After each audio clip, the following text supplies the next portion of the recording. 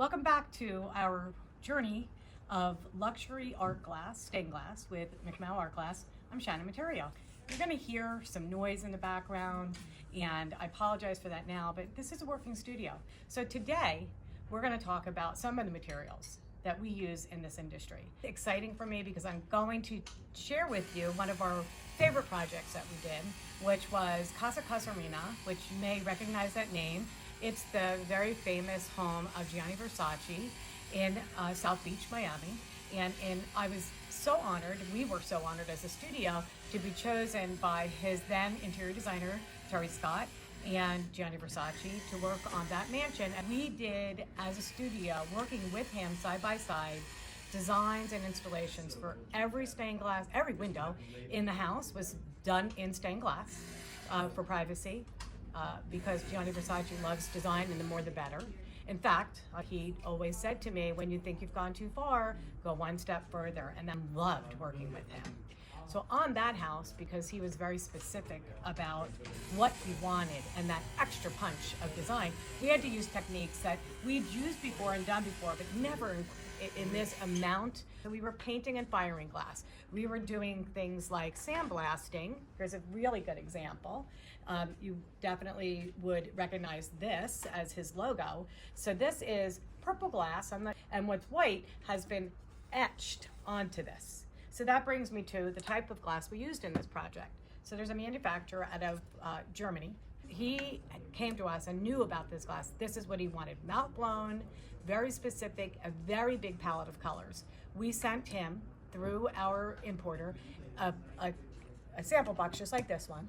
So he and we would choose the colors that we use to go with the palette of the room that he was designing. And if you've ever been inside this house or seen photographs,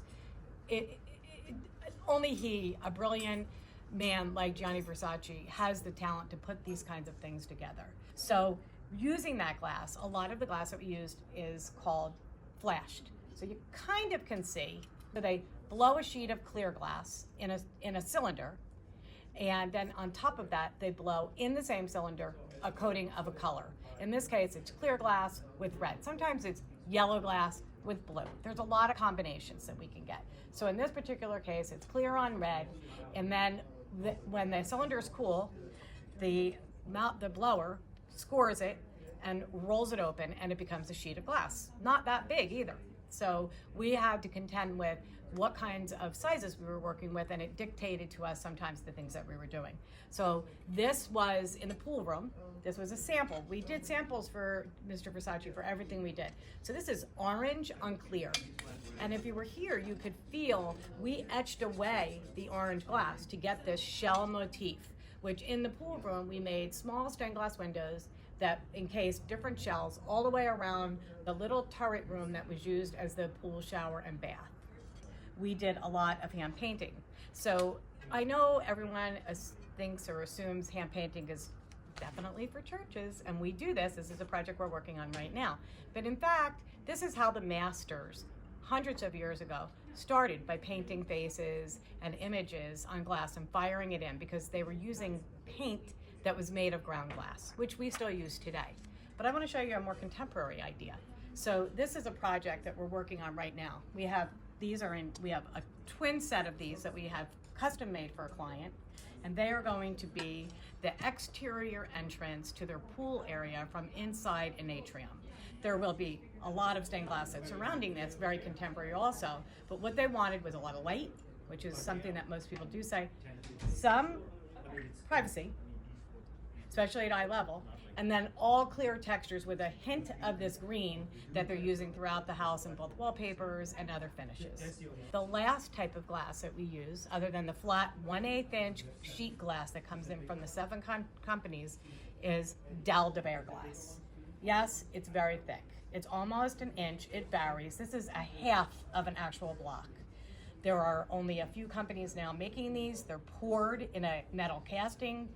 They are cured in a kiln and very difficult to work with. And you've seen this, but you've mostly seen this used in worship places, and they look like they're embedded in concrete, but in fact it's actually an epoxy resin that's been manufactured to have the same coefficient of expansion as these blocks do. We have these in right now by the hundreds because we're getting ready to work on a new church project in the southern part of the county.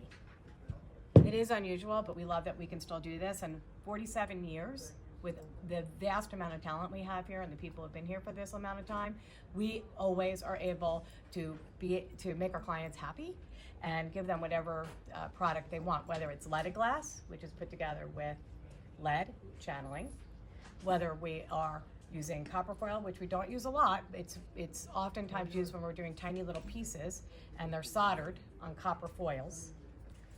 And whether we're doing restoration because the lead has been destroyed somehow or another because it's exposed to the weather, or we're doing a brand new piece. These are some of the elements that we enjoy using. We have lots of fun little things. This came out of Tiffany's stained glass studio house in 1920. So whether you're getting something that is contemporary, that needs privacy, that needs a lot of on-hands and a lot of, let's think this through 1,000 different ways. We get you exactly what you're looking for. There are 100 options or more for us to work with you. Thanks so much for joining me again today. Follow us on social media, and please go to our website to see more of the Gianni Versace house and many other pieces at McMow.com.